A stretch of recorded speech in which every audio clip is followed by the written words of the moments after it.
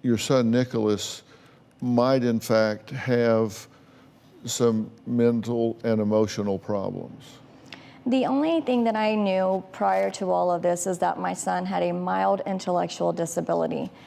He didn't have any behavior problems. He didn't try to hurt anybody, no red flags. How long after this took place was it before he was actually arrested and charged? How long after Nathaniel's death?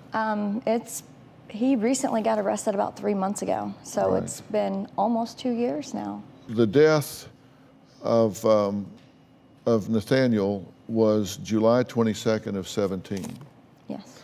Okay, and in August of 17, it's reported that Nicholas harmed a small kitten, and it's reported that he squeezed a kitten so hard that he killed it, and that it was very graphic in that he squeezed it hard enough that it was very bloody and its internal organs were actually protruding from its body, and another kitten was also killed at one point, correct? I just know of the one kitten and what led up to that. That was when Nick was ready to start talking. I think at that point he was ready to tell the truth, and nobody was allowing him to do it. From my understanding, he was just crying and was holding the kitten and may have squeezed it too tight, and next thing he knew, it was gone. Well, there were also 3 puncture wounds in its skull. Yeah, I don't know the information behind that.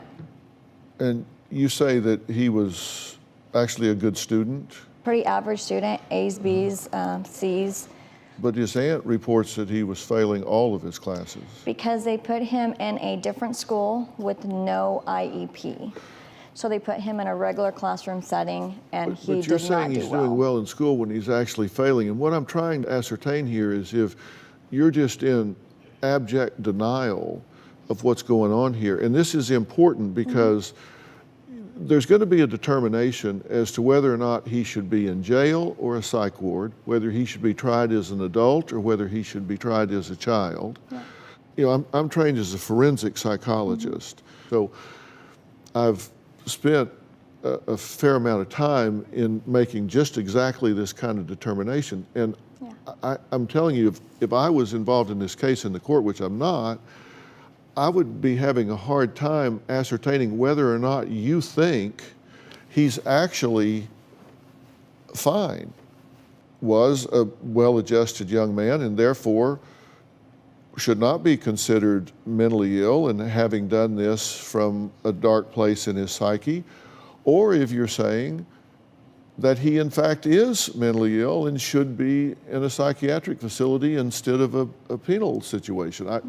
I'm not sure what it is your position is. Prior to all of this, my son was the picture perfect. He did know right from wrong, and he did not need a mental hospital or any of that. I think that after all of this has happened and the trauma that he has had to face, something has definitely switched in him. He's not the same child as he was before.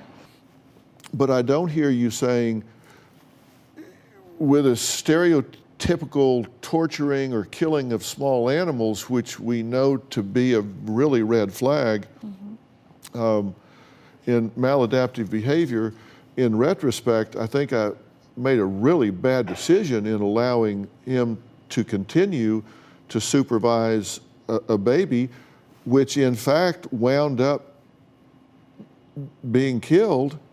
I wish I would have seen these things prior to now. I wish there would have been some